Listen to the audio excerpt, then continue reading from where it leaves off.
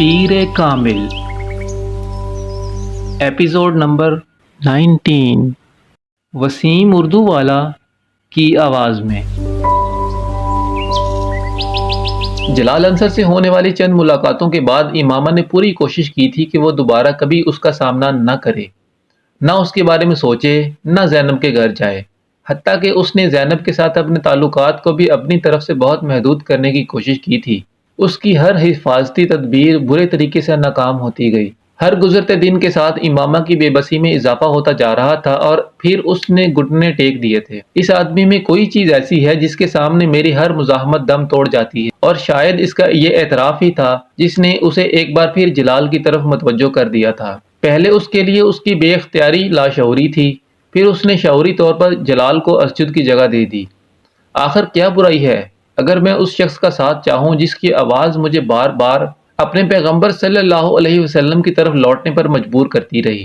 میں کیوں اس شخص کے حصول کی خواہش نہ کروں جو حضرت محمد مصطفیٰ صلی اللہ علیہ وسلم سے مجھ سے بھی زیادہ محبت رکھتا ہے؟ کیا مذائقہ ہے اگر میں اس شخص کو اپنا مقدر بنائے جانے کی دعا کروں جس کے لیے میں انس رکھتی ہوں اور جس کے کردار سے میں واقف ہوں؟ کیا برا ہے اگر میں یہ چاہوں کہ میں جلال انصر کے نام سے شناخت پاؤں، اس واحد آدمی کے نام سے جسے سنتے، جسے دیکھتے مجھے اس پر رشک آتا ہے؟ اس کے پاس ہر دلیل، ہر توجیہ موجود تھی۔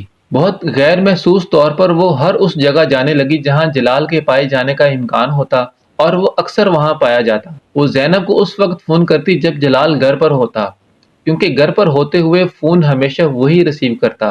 دونوں کے درمیان چھوٹی موٹی گفتگو رفتہ رفتہ طویل ہونے لگی، پھر وہ ملنے لگے۔ جویریہ، رابعہ یا زینب، تینوں کو امامہ اور جلال کے ان بڑھتے ہوئے تعلقات کے بارے میں پتہ نہیں تھا۔ جلال اب ہاؤس جاب کر رہا تھا اور امامہ اکثر اس کے ہاسپٹل جانے لگی۔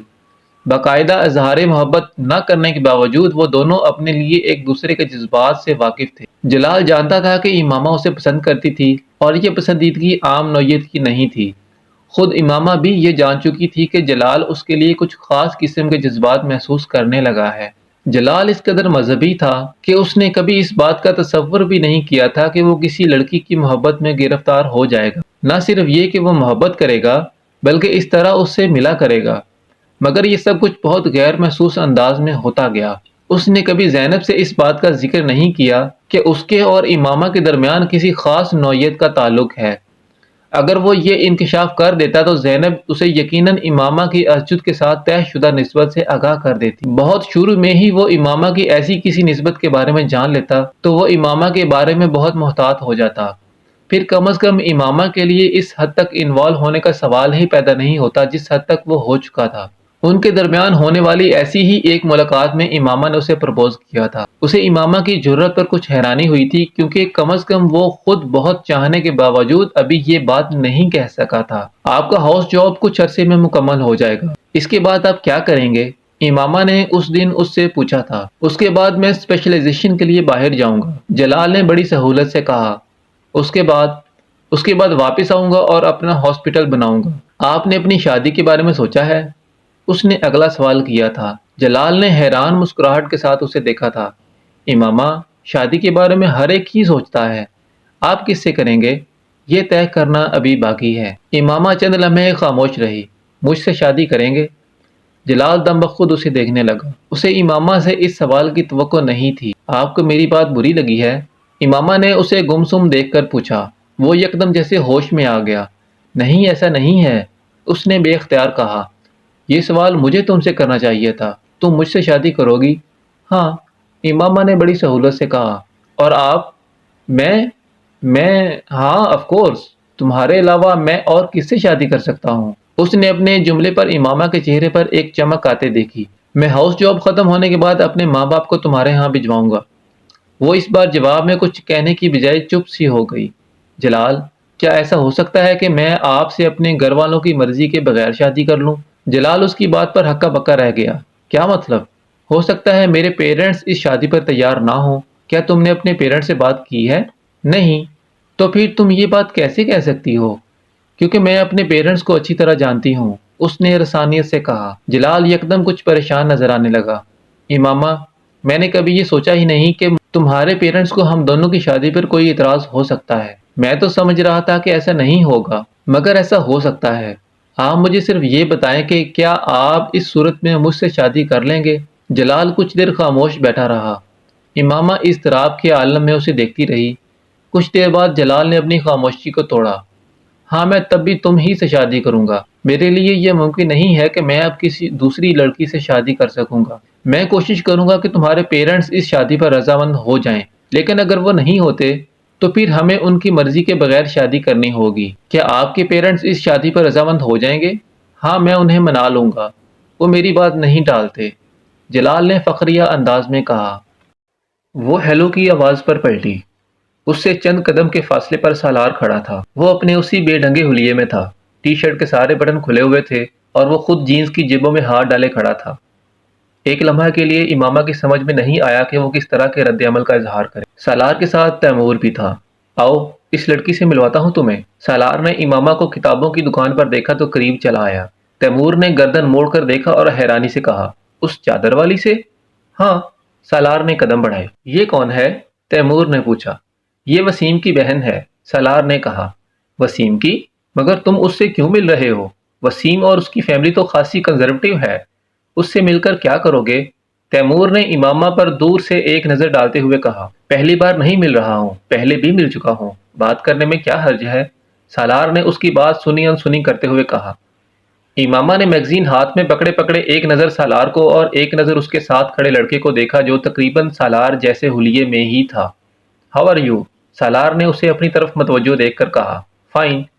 امامہ نے میگزین بند کرتے ہوئے اسے دیکھا۔ یہ تیمور ہے، وسیم سے اس کی بھی خاصی دوستی ہے، سالار نے تعارف کرایا۔ امامہ نے ایک نظر تیمور کو دیکھا، پھر ہاتھ کے اشارے سے شاپنگ سینٹر کے ایک حصے کی طرف اشارہ کرتے ہوئے کہا، وسیم وہاں ہے۔ سالار نے گردن موڑ کر اس طرف دیکھا جس طرف اس نے اشارہ کیا تھا اور پھر کہا، مگر ہم وسیم سے ملنے تو نہیں آئے؟ تو؟ امامہ نے سنجیدگی سے کہا، آپ سے بات کرنے آئے ہیں، مگر میں تو آپ کو نہیں جانتی، پھر آپ مجھ سے کیا بات کرنے آئے ہیں؟ امامہ نے سرد مہری سے کہا۔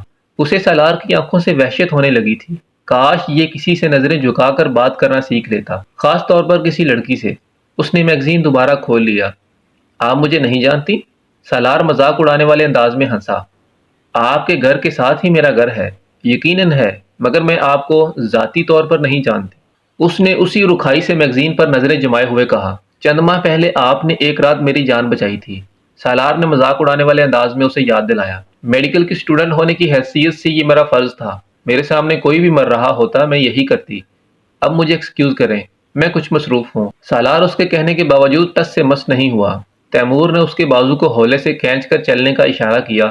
شاید اسے وسیم کے حوالے سے امامہ کا لحاظ تھا، مگر سالار نے اپنا بازو چھڑا لیا۔ میں اس رات آپ کی مدد کے لیے شکریہ ادا کرنا چاہتا تھا، حالانکہ آپ نے مجھے پروفیشنل طریقے سے ٹریٹمنٹ نہیں دیا تھا، اس بار سالار نے سنجیدگی سے کہا۔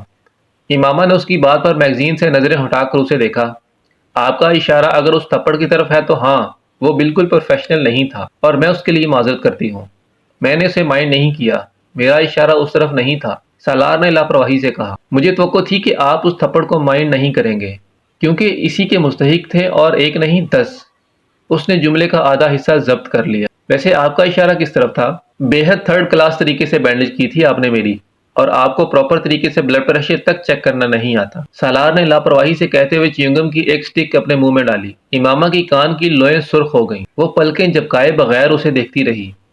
افسوسناک بات ہے کہ ایک ڈاکٹر کو ایسے معمولی کام نہ آتے جو کسی بھی عام آدمی کو آتے ہیں۔ اس بار اس کا انداز پھر مذاق اڑانے والا تھا۔ میں ڈاکٹر نہیں ہوں، میڈیکل کے ابتدائی سالوں میں ہوں، پہلی بات، اور جہاں تک ان پروفیشنل ہونے کا تعلق ہے تو اگلی بار صحیح، آپ نے تو ابھی اس طرح کی کئی کوششیں کرنی ہیں، میں آہستہ آہستہ آپ پر پریکٹس کر کے اپنا ہاتھ صاف کر لوں گی۔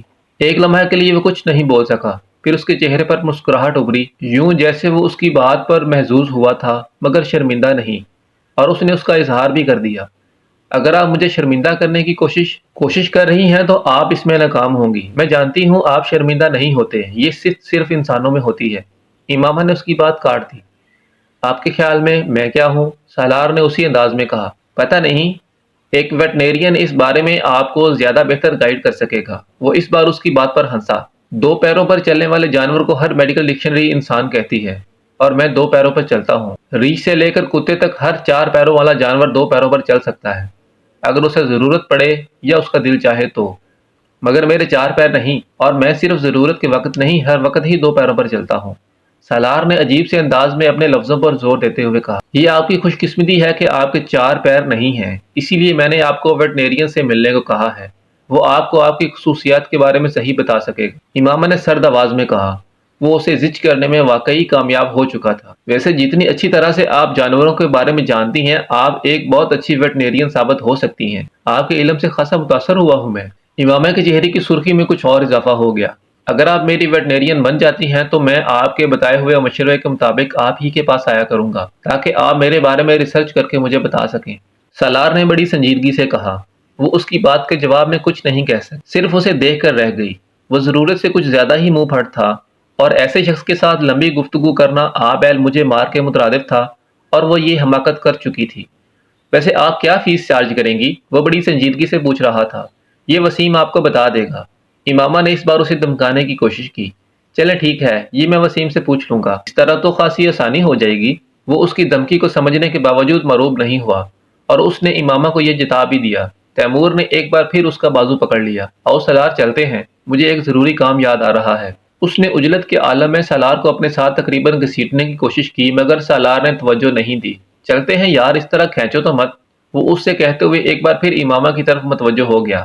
بہرحال یہ سب مذاق تھا، میں واقعی آپ کا شکریہ ادا کرنے آیا تھا۔ آپ نے اور وسیم نے کافی مدد کی میری۔ گڈ بائے، وہ کہتے ہوئے واپس مڑ گیا۔ امامہ نے بے اختیار ایک سکون کا سانس لیا۔ وہ شخص واقعی کریک تھا۔ اسے حیرت ہو رہی تھی کہ وسیم جیسا شخص کیسے اس آدمی کے ساتھ دوستی رکھ سکتا ہے۔ وہ ایک بار پھر میگزین کے ورق الٹنے لگی۔ سالار آیا تھا تمہارے پاس؟ وسیم نے اس کے پاس آ کر پوچھا۔ دور سے سالار اور تیمور کو دیکھ لیا تھا۔ ہاں، امامہ نے ایک نظر اسے دیکھا اور ایک بار پھر میگزین دیکھنے لگی۔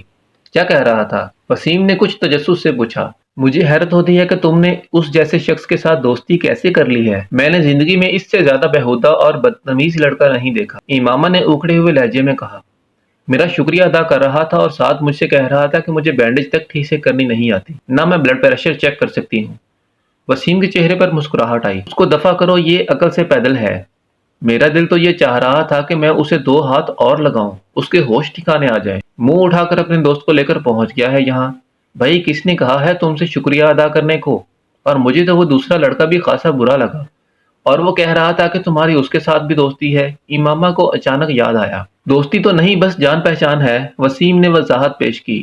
تمہیں ایسے لڑکوں کے ساتھ جان پہچان رکھنے کی بھی ضرورت نہیں ہے۔ حلیہ دیکھا تھا تم نے ان دونوں کا؟ نہ انہیں بات کرنے کی تمیز تھی، نہ لباس پہننے کا سلیقہ، اور منہ اٹھا کر شکریہ ادا کرنے آ گئے ہیں۔ بہرحال تم اس سے مکمل طور پر قطع تعلق کر لو، کوئی ضرورت نہیں ہے اس طرح کے لڑکوں سے جان پہچان کی بھی تمہیں۔ امامہ نے میگزین رکھتے ہوئے ایک بار پھر اسے تنبیہ کی، اور پھر باہر جانے کے لیے قدم بڑھا دیے۔ وسیم بھی اس کے ساتھ چلنے لگا۔ مگر میں ایک بات پر حیران ہوں، یہ جس حالت میں تھا اسے کیسے یاد ہے کہ میں نے اس کی بینڈیج اچھی نہیں کی تھی، یا بلڈ پریشر لینے میں مجھے دقت ہو رہی تھی؟ امامہ نے کچھ سوچتے ہوئے کہا۔ میں یہ سمجھ رہی تھی کہ یہ ایسے ہی ہاتھ پاؤں جھٹک رہا ہے، مجھے یہ اندازہ نہیں تھا کہ یہ اپنے ارد گرد ہونے والی چیزوں کو بھی آبزرو کر رہا ہے۔ ایسے بینڈیج واقعی خراب کی تھی تم نے، اور اگر میں تمہاری مدد نہ کرتا تو بلڈ پریشر کی ریڈنگ لینا بھی تمہیں نہیں آتی۔ کم از کم اس بارے میں وہ جو بھی کہہ رہا تھا ٹھیک کہہ رہا تھا، وسیم نے مسکراتے ہوئے کہا۔ ہاں مجھے پتا ہے، امامہ نے اعتراف کرنے والے انداز میں کہا، مگر میں اس وقت بہت نروس تھی۔